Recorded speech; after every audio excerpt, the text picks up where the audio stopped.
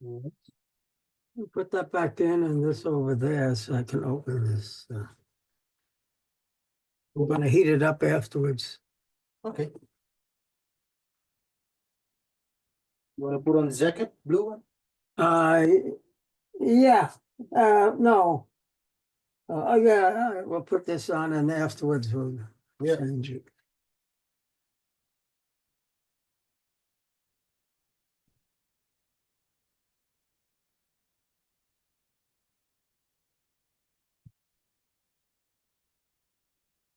Okay. Okay. Mhm. Okay.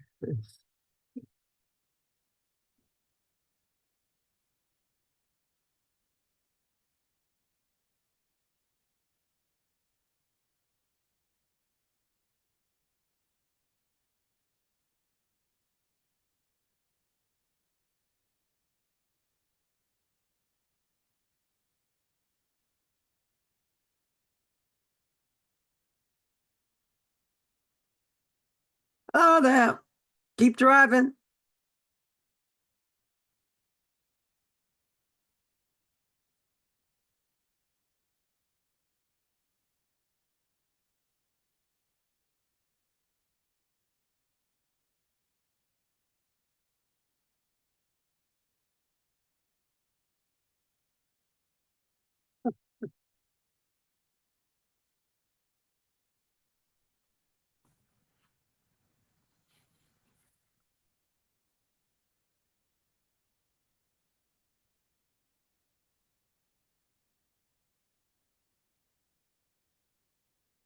Boker Tov. Boker Tov u'mevorach. And then it looks like you're driving somewhere. Can't get his hand to the mic, to the speaker either, so he's just got the thumbs up. Okay. Keep going. We'll see how many hand signals we can get throughout the shiur. Very good. Okay. Yofi. Moshe, how you doing? Baruch Hashem, yum yum. Dealing with the cold? No cold. It's actually pretty good. I just had a second treatment on Tuesday, and it's okay. Uh-huh. Yep, said that's a shame, but too. Okay, Beseda. All right. Tov, let's get going. So we are on Masechet Beitzah. Good morning. Everybody's just joined. Daf, we got to the top, I think yesterday, we got to the top of Daf Chaf Amud Aleph. Right? So we were talking about, we've been talking for a number of shiurim now about this machloket between Beit Shammai and Beit Hillel regarding Nidarim and Nidavot, whether those can be brought on Yom Tov or not. Right?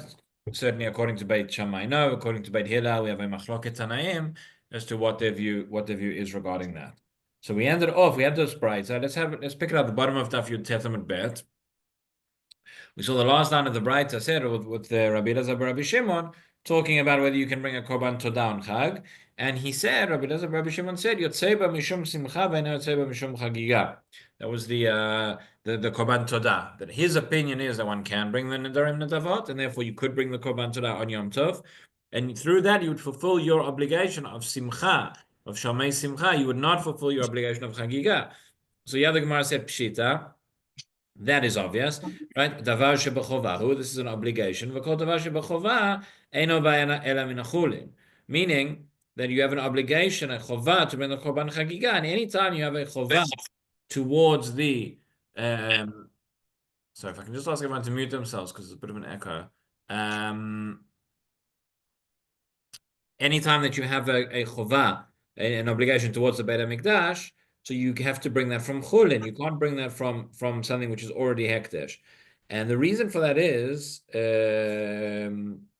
have the sentence where Rashi said, I think on the next daf, yeah, if you have a look at the top of daf Chaf Amud Aleph, Rashi there where it says Nazir ve'eno megalech, Rashi says a line where he says, Amira legavoa kemesira lehedyot. What that means is, when it comes to gavoa, which literally means tall, but gavoa means in the sense means the Beit HaMikdash, to the high, right? To the high one, right? That's we're giving something to the Beit HaMikdash. The principle is we say amira legavoa k'misira lehediot. Speaking to the Beit HaMikdash, dedicating something verbally to the Beit HaMikdash, it's considered as if it's already given over. It's considered that it already belongs. Now it's no longer mine. It's already given over to Hekdesh. K'misira lehediot. Hediot meaning something that's not Hekdesh to another individual. Whenever I transfer something, I give something over. Masira means passing it over. There's a Maaseh Kinyan, right? Whenever I transfer something, I donate something or whatever it is, we always have to have a Maaseh Kinyan. But when it comes to donating something to the Beit HaMikdash, there is no Maaseh Kinyan. It's Amira legavoa k'misira lehediot. That's what it means. As soon as I've stipulated orally, stipulated verbally that this belongs to the Beit HaMikdash, so it does. So the moment that I say that this is a Korban Chagiga, then it is, and or vice versa if it's a Todah, and I can't use it for both obligations, right? For Shamei Simcha, it's not a problem because there's not a separate obligation to bring a separate animal for a Shamei Simcha that you just use what you already have. So, okay. So we said Pshita, Davar Shebechova, just back at the bottom of Amud Bet. Pshita, Davar Shebechova, V'chol Davar Shebechova, Eino Ba Ela Min HaChulin. Lo Tzricha, Dafagav the Parish. Right, the point was, you had to say it. What Rabbi Elazar, Rabbi Shimon was teaching us was that this applies, the same principle applies, even if I stipulated. Even if a person said, this is a Korban Todah, al-manat that it will be a Korban Chagiga, you can't do that. Even that you can't do, because once you said it's a Todah, it belongs, it says a Todah, and it can't be a Chagiga as well. And this is, we saw this more explicitly. This is what we ended up on yesterday. Kedabai min Rabbi Shimon ben Lakish ben Rabbi Yochanan. Shlakish asked Rabbi Yochanan the following: Hamer harei alai todah ve'etzei b'idei chagiga. Exactly our case that we've been discussing. A person says that I'm pledging that this should be a korban todah, and it's also going, or that I'm going to bring korban todah, which will also be a chagiga, or hareini nazir va'agaleach. Mimod Maser Sheni, as we discussed yesterday, a Nazir who says, person says, I'm going to be a Nazir, and when I bring the Korbanot at the end of the Nazirut, I'm going to bring those from the money of Maser Sheni, which is already Hekdesh, already belongs to, has to be used for Kodesh, right? So, Mao, Amarle, Rabbi Yochanan answers, Nadur ve'eno yotzei, Nazir ve'eno megalech. He says that does not work. Only the first part of your stipulation works, and once that works, it's already dedicated. You can't add in the condition afterwards. If you said it the other way around, right? Then that wouldn't apply, and that would be possible. So here's another case, a similar case which we come up. By the way, this concept. Coming up to Hanukkah, but Purim's not too far away. So this question of when you have something which is dedicated for one purpose already, can you use it to fulfill another obligation? So, for example, the question always comes up by Matanot Levyonim, right? Matanot Levyonim is an obligation that we have. That's a mitzvah d'Rabbanan that we have to give Matanot Levyonim on Purim. So people ask, can you use your Maser Ksafim, right, for Matanot Levyonim or other things? And the answer, generally speaking, is, at least for the basic obligation, no. Right? There's a separate obligation to give Matanot Levyonim. Maser Ksafim, I'm not going to get into all the details now, but it's a very, very interesting sugya. But there is actually a three-way machloket as to what the obligation of Maser Ksafim is. There are those who say it's a chiyuv d'oraita. There are those who say it's a chiyuv d'Rabbanan, and there are those who say that it's just a minhag. It's a midat chasidut. That's generally the way we paskin, the third way. But in any event, it's a separate obligation. So we say, for when it comes to Matanot Levyonim, at least to fulfill the minimum requirement of Matanot Levyonim, one should take money that is not of Maser Ksafim. So it's not part of because it's a separate obligation, and one should fulfill it in that way. If a person wants to be machmir, wants to give a lot, right? The Rambam says that you should spend more on Matanot Levyonim than you spend for everything else on Purim. So if you think about how much you're spending on your Suda and your Mishloach Manot and your costumes, etc., right, that can come to quite a lot. So if one wants to reach that hidur of giving more for Matanot Levyonim, wants to add on to the basic obligation in order that it should be more than I'm spending on the other mitzvot, so that can come from Maser Ksafim, but the obligation itself is separate. Okay, so let's see now. The Gemara says another case, which is similar to the question that we asked, with certain parallels. We're on Daf Chaf Amud Aleph, the second line towards the end of the line after the two dots. It says, "How Gavra de Amar lahu havu le arba mea zuzei leploni v'lenasiv lebilti." Right, so it says there was a certain individual, how Gavra, and Rashi points out how Gavra v'yat says mitzaveh mechamat mitahaya. This is a person who was what we call a shchiv mera. Those who are learning Daf Yomi, you've been dealing with these sugyas recently. But shchiv mera meaning a person who's basically terminally ill, and this person is on their deathbed. And the rules are when a person stipulates where they want their money to go, as we said before, to give things over, you need to have a maseh kinyan. But when it comes to a shchiv meira, it says where he's going to leave his money or his property to others. There's no maseh kinyan that is necessary. Okay, without getting into now the complications, exactly when and what happens if he actually survives, etc. But the point was, he had this person who was on his deathbed, Hau Gavra, Damalu, and he said, Havulei arba mea zuzei leploni, give a certain person 400 zuz, right, from my estate.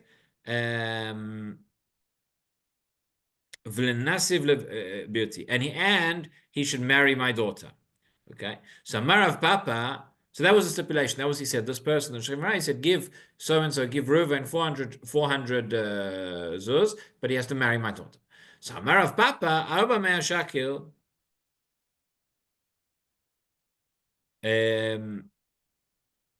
Ubarte, Ibai Nasif, Ibai Lo Nasif. Sorry, Amar Rav Papa, Abba Mea Shakil. In other words, as Rav Papa says, he gets the 400 shekels, right? He gets the 400. That is that we assume is correct. And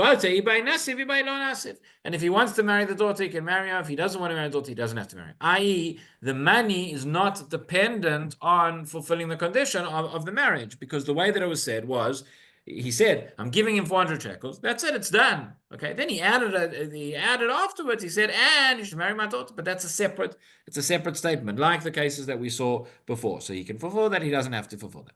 However, he says, Tama Dama, Rav Papa explains, the reason is Dama Avule Velenasiv. He said, give him money and marry, right? That was added on afterwards. Aval Iyamar Lenasiv Havule. Right? If he said, so and so should marry my daughter and he'll get 400 shekels, so right, that's the other way around. Nasif shakil, nasif lo shakil. In that case, if he marries her, he gets the money. If he doesn't, he does not. Okay, it's just we're trying to understand in terms of the stipulation, sort of similar to a neder over here, how it works, the same as the cases we saw beforehand. Now, Yativ Mareimar Vakama La'ai Shmata Mishmei Denafshe. Mareimar Yamora was sitting and he said this teaching in his own name. Amarle Ravina Lamareimar Atonachi Matnitula. Right? Ravina said to Mareimar, this is the way that we've learned it. You just learned it. They're teaching like that. But Anan Kedaba Mini Reish Lakish Rabbi Yochanan Matninale. We learn this as part of the question which Reish Lakish asked Rabbi Yochanan. And that was how he answered it. So it was said in Rabbi Yochanan's name. Okay. Now we go back to the sugya of korbanot. The sugya of korbanot that you can bring on Yom Tov. Remember our Mishnah, we have a machloket. Okay, regarding in terms of the korbanot of Yom Tov, right? So the olah, Beit Shammai said you do not bring, but on Yom Tov, Beit Hillel said you do. The Shlamim both said you bring, but they had a machloket about whether you can do smicha on the korban. Beit Hillel said yes, and Beit Shammai said no. So now says the Gemara, the two dots. Says Tana Kamed Rabbi Yitzchak bar Abba. Vayakrev et haolah v'yaseh kamishpat. Okay, so the pasuk says, right? Vayakrev et haolah v'yaseh kamishpat. That is talking about korban olah. Which olah is it talking about? Have a look at Rashi. Rashi says, "Vayakrev haolah olat yom shmini sham miluim." This is talking about Parashat Shmini. This is talking about the miluim, the inauguration of the Mishkan, and on the 8th day they brought the korbanot. Shetila ketov al Aaron chova leyom. Kach lecha egel ben bakar lechatat v'ay leolah tmimim. Okay, so Aaron was commanded to bring these special korbanot and the miluim, and the question is now the Braita is going to explain why does it say v'yaseh kamishpat, and you should do it, you should perform all the service of the olah, right? Like it's mishpat, like it's statutes, like it's laws. What does that mean, kamishpat? So says the Gemara, kamishpat olat nedava. כמשפט עולת נדבה, למד על עולת חובה שטעונה סמיכה. In other words, as we said at the beginning, right, there are two different types of, or really three different types of olah. A korban olah is a korban that is completely burned. That's what's called olah because it goes up, completely burnt on the mizbeach. Nobody eats from it. But you have, for example, you have an olat chovah. A classic example of the olat chovah is the korban tamid. Korban tamid, which is brought every day in the morning and in the afternoon. That is a korban olah. You also have the, as we've discussed, the olah and different chagim have different korbanot, korban olah.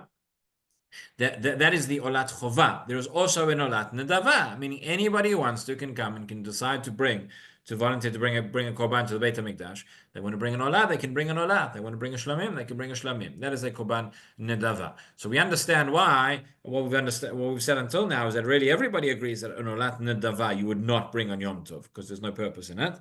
There's no tzorech of ochel nefesh. So here, this is a special olah. This is an olat chova that Aaron was commanded to bring as part of the Yemei Miluim. And he says, "V'yaseh k'mishpat." So says the Gemara, "K'mishpat olat nedava."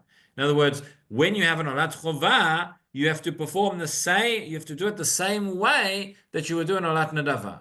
What is it that you would do on an olat nedava that it's teaching you? You have to do on the olat chova as well. So limed al olat chova shetuna smicha. Okay, that you have to do smicha. Smicha is when you place your hands on the and then lean on the animal before bringing it. So he learns from here. Okay, and in a moment we're going to try and understand: is this the opinion of Beit Hillel or Beit Shammai? Certainly sounds like the opinion of Beit Hillel, because remember Beit Shammai said not only do you not bring an olah in Yom Tov, but you don't do smicha on the shlamim either. Okay, so but what we learn from here is that Yaseh Mishpat is that an olat chova is just like an olat nedava in that you do smicha. Okay, let's see Rashi. Yaseh Mishpat says Ma Mishpat Amo beolat chova. What does it mean here? We're talking about olat chova that it says kamishpat. Al kochach kamishpat hamefurash beolat nedava. It must be like the mishpat of the olat nedava. You know, because when the Torah explains to us what an olah is, it's talking about an olat nedava, and when it gives us all the details. Vayikra kama shekol mishpatei olah v'shlamim sham. Right, the olat nedava that is in Vayikra, Parshat Vayikra. All the details, all the mishpatim of the olah and the shlamim are listed there right at the beginning of Sefer Vayikra. Sham nemru, ubesham nedava diber hakatuv, and over there it's talking about a nedava. If you remember from the Chumash at the beginning of Parshat Vayikra, it goes through the different korbanot. It begins with the korban olah, and then it talks about the mincha, and then it talks about the shlamim. And only after that, it goes on to the chatat and the asham. Rashi points out there in the Chumash, right at the beginning, he says, "B'korban nedava diber katuv or diber anyan." I can't remember exactly the language, but he says we start off talking about the nedava. There's a question, big question in terms of the order of the Chumash. When I have things which are obligatory and I have things which are voluntary, which would you expect to talk about first? You'd expect that which is obligatory to come first. Everybody asks, and Rashi and Bav Rebbe has a whole long sikha on this. Why is it that the Katuv starts talking about first about the voluntary offerings, first about the Nedava, and only then goes on to the Chovah? So I'll leave you to think about why that is. But in any event, we start talking about then, when we talk about the Olat Nedava, that's where we have all the details. So when it says Ve'aseh Kamishpat, talking about this korban olah which Aaron brings, which is now a chovah, what it means? It means like its details, like I've already told you. Well, what have you already told me? You've only told me regarding the nedava. So that's what Rashi is saying. He says, "Dichtiv adam ki yakriv mikem." The beginning of Sefer Vayikra starts off. It says, "Adam ki yakriv mikem." Mashma lichsheyotze yakriv. Means mikem implies when you want to bring korban, you do. It's a korban nedava, exactly what we've said. Uktiv hatam, and then what does it say over there? It says explicitly in the pasuk, v'samach yado,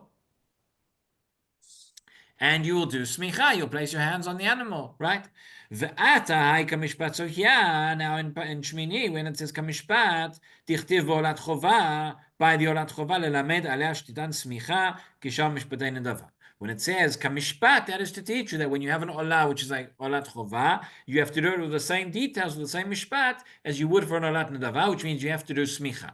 Okay, so what comes out of this limud is that an korban olah requires smicha, always. So now we say like this. Back in the Gemara, say olat chova shtuna smicha. Amale de amar lach mani. That which you're saying, that teaching, who says that? So he says, Beit Shammai, the lo gamri shamei chova mishamei nedava. The Beit Hillel kevan de gamri shamei chova mishamei nedava. Olat chova nami lo olat chova nami. So in other words, like this. He says, actually, this, it's a little bit counterintuitive, but this limud, you would think, whose opinion does this follow? He says this has to follow the opinion of Beit Shammai. Why do I say it follows the opinion of Beit Shammai? The lo gamri shamei chova mishamei nedava. We know that Beit Shammai do not learn, they do not derive the dinim, the details of a chova from a nedava. Okay, regarding shlamim, how do I know that? Because our Mishnah said that Beit Shammai say there's no smicha. If you said that we learn the same law, that the same, when you bring a korban as a chova, or you bring korban as a nedava, and again, it's just important to remember, when we distinguish between chova and nedava, we're not differentiating between the type of korban, right? An olah could be a chova, could be a nedava. A shlamim could be a chova, could be a nedava. But he's saying Beit Shammai don't learn. Clearly, Beit Shammai do not learn the dinim of the shamei chova, of the shamei nedava from the shamei chova, because otherwise they would say that you have to do smicha. We know by the chova you have to do smicha, or the other way around. Sorry, right? So the malach hamani Beit Shammai, the lo gamrei shamei chova mishamei nedava. They don't learn out the dinim of the chova from the nedava. The Beit Hillel, because if you would say if it was Beit Hillel, so kevan de gamrei shamei chova mishamei nedava, because Beit Hillel who do require smicha, right? And they would say that you and they would say that you have to do that, you learn out the dinim of the chova from the nedava as well. So then kevan de gamrei shamei chova mishamei nedava, so olat chova nami. So then when it comes to the olah, also you would say the same thing. In other words, from the fact that I know that you learn that the chovan and the davar are the same, I don't need a pasuk to tell me that. There's no reason. If when it comes to shlamim, the dinim of the chova is the same as the dinim of the davar, so exactly the same case would be when it comes to a korban olah. So olat chova nami lo tibaikra the gamra meolat nedavar. I don't need a pasuk. This whole limud is based on the fact that I have a pasuk that tells me Aseh Kamishpat, and that pasuk of Kamishpat tells me that therefore I learn out the dinim of the korban olah from the of the nedava from the chova. So I already know that from shlamim, so I don't need a separate pasuk to teach me that. That's what we assume the way Beit Hillel would learn, right? So he says Nami loti ba'ikra degamre me olat nedava. So that is the assumption. Therefore, why I learn from why I assume this is like Beit Shammai, not like Beit Hillel. So then the Gemara says, "When we made the Beit Hillel, Shamei Chova Mishamei Nediva Gamre, Dilma Meolat Chova Gamre."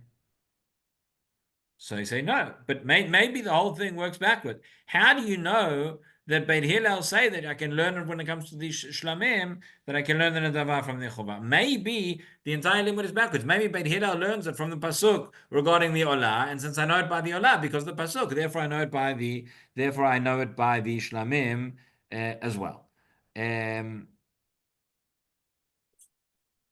Okay, let's see Rashi for a bit, because I know this is a little bit confusing. Rashi says like this. Let's see. Rashi said, Amar Rav Yitzchak B'Tanan, Amar Lecha Mani. Okay, where he said, who does this teaching go like? He says, Had itztrich kra lahachi. Again, our Braita which said that the fact that it says v'yaseh kamishpat when it comes to the olah, that is a siman that you need that it's like Beit Shammai. So he says, "Had itztrich kra lachi," that you need a pasuk to teach me. V'yaseh kamishpat, that the olah, the dinim of the chova and the nedvar are the same. V'lo gamala bebinyan av dema matzinu b'nedava shehi olah u'tuna smicha af chova shehi olah kmota titon smicha. Right. In other words, the point is what we're saying is like this. We start off. We're talking about the korban olah. We're saying that in olah, what we know, according to everybody, what we know explicitly and is clear in the pasuk is that when I have an olah, which is a nedava, because that's the beginning, very, very beginning of Chumash Vayikra, it talks about a korban olah, which is a nedava. and it says there explicitly that requires smicha. So our question is, how do I know that when you have an olah, which is a chovah, that also requires smicha? Okay, so there are two ways potentially that you could learn it. You could learn it from, I need an explicit teaching, I need an explicit pasuk to come and teach me that. Or you could say differently, you could say, no, why should I think that a korban olah is a korban olah? Why should I think that a nadava and a chovah are going to be different? It's what's called a binyan av. It all belongs in the same category, right? That's what Rashi said over here. You could have learned, and you could have thought like this. He says you could have said it was a binyan av. Demamatzinu benedava shi olah utuna smicha. A nedava, which is an olah, requires smicha. Av chovah shi olah kmoto kmotati don smicha. Also a chovah, which is an olah, would require smicha as well. It's the same thing. It fits in the same category. Why would I think that I need a pasuk? If I have a pasuk, if that's the limit from the pasuk, that means that if I didn't have the pasuk, it wouldn't be enough. So I wouldn't think that it's the same category. So that's the question, right? Who is the Tana who thinks that I need to learn v'yasaka mishpat, that it's not enough that they fit into the same category, this olah and chovah, but I have to learn explicitly from a pasuk? So then he says Beit Shammai. He says there has to be Beit Shammai. Why? Says Rashi, Beit Shammai hideama b'matnitin mevi'in shlamim shel Yom Tov shehen chovah ve'en somchim aleim. Right? Beit Shammai is the one who says in our Mishnah that you bring shlamim on Yom Tov. Now the shlamim that you bring on Yom Tov, are they chovah? They're an obligation, right? Beit Shammai says you can't bring in the nedava on Yom Tov. You're talking about Shammai Chagiga, but he says you don't do smicha on them. Now, hang on a second. The Torah says that when you bring a korban, you have to do smicha. So how can Beit Shammai say that? So he says, "V'tamamai." What's their reason? Mishum de smicha b'vayikra ktiv v'shamei nedava.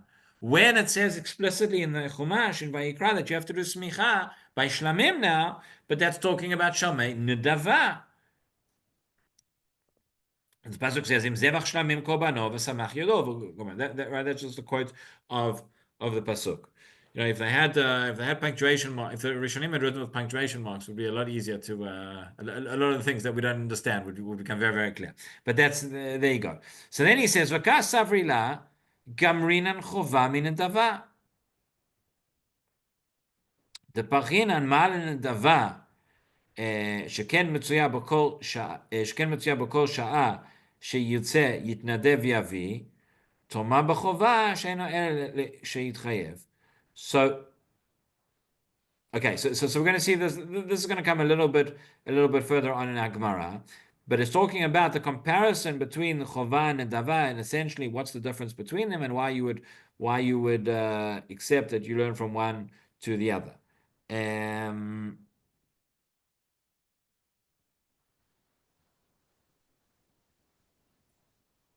But essentially,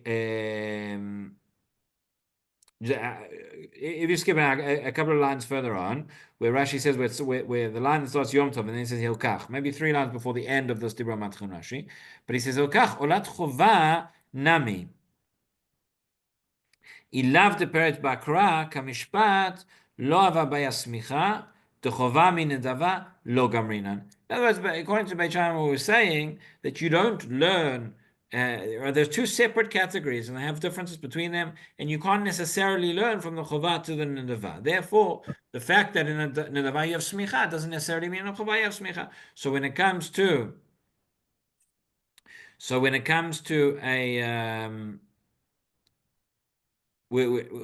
olah, I have to say that I need a pasuk to teach it. So then we said, so that works according to Beit Shammai, because Beit Hillel does learn chovah from nedava. So then Rashi says, we might debate Hillel. Maybe it's not so clear, maybe not so sure. So the next Rashi says, Dilma leolam chovah min nedava lo gamrinan. Maybe you'll say that actually Beit Hillel do not learn a chovah from nedava. Ela Beit Hillel chovah mi chovah gamri. Beit Hillel learn from one category of korban chovah to another category of korban chovah. In other words, the question is, where did Beit Hillel learn that you need to do the smicha for the shlamim of Yom Tov, which are chovah? So he says maybe chovah mi chovah gamri shamei chovah me olat chovah. Okay, we thought our original Avamina was that Beit Hillel learned you have to have smicha Again, where does the Torah tell us that you need smicha and shlamim? It only tells you by the shalmei nedava. So we thought Beit Hillel learned shalmei chova from shalmei nedava. Now the suggestion is maybe they learned shalmei chova from olat chova. Okay, and where do you learn olat chova from? So that you have to learn from the pasuk. Hilkach olat chova by ha'ikra to come mishpat liot mefolash ba. Then by mishpat, then it becomes clear from that. The lo havayadin and smicha lo ba'olah v'lo b'shlamim. Had it not said that pasuk, I would never know that that smicha is required. That smicha is required when it comes to a korban chova, because it only says smicha by the korban nedava. Lo ba'olah v'lo b'shlamim d'chova v'ach matnita divrei hakol here. Okay, and according to that, it could be that our braita therefore fits according to everybody. Okay, so bottom line, what have we seen today? We have a braita which says the following. It says when you have an olat chova, we learn from the pasuk. It says v'yaseh kamishpat, that when you have a korban olah, which is a chova, you require smicha. Based on the fact that we learned in our Mishnah that when it comes to korbanot on Yom Tov, which are shlamim, which are shalmei chova, Beit Hillel says that you require smicha, and Beit Shammai says that you don't require smicha. Our question is now, this limud, this explicit limud by the korban olat chova, that it needs smicha, like whose opinion does it follow? The easiest thing to say is that it follows the opinion of Beit Shammai, all right? Because Beit Shammai never learned that you need smicha when it comes to a korban chova. On the other hand, we could say no. The fact that Beit Hillel learned that you need smicha from korban chova, they learned precisely from this pasuk, and therefore the Braita works both with Beit Shammai and with Beit Hillel. Okay, we'll go into it a little bit more deeper next week, and then the Gemara is going to get into another machloket. We're going to try and understand precisely what is the machloket between Beit Hillel and Beit Shammai when it comes to smicha. Is it that smicha is not required for these korbanot at all? Or is that smicha is required, but you can do it earlier? It doesn't have to be immediately before shechita. Okay, that the Gemara will discuss later on. Ad Kan, have a wonderful day, everybody. Shabbat shalom. Shabbat shalom. Shabbat Stay shalom, warm. Avraham. The best one. See you Thank you. soon.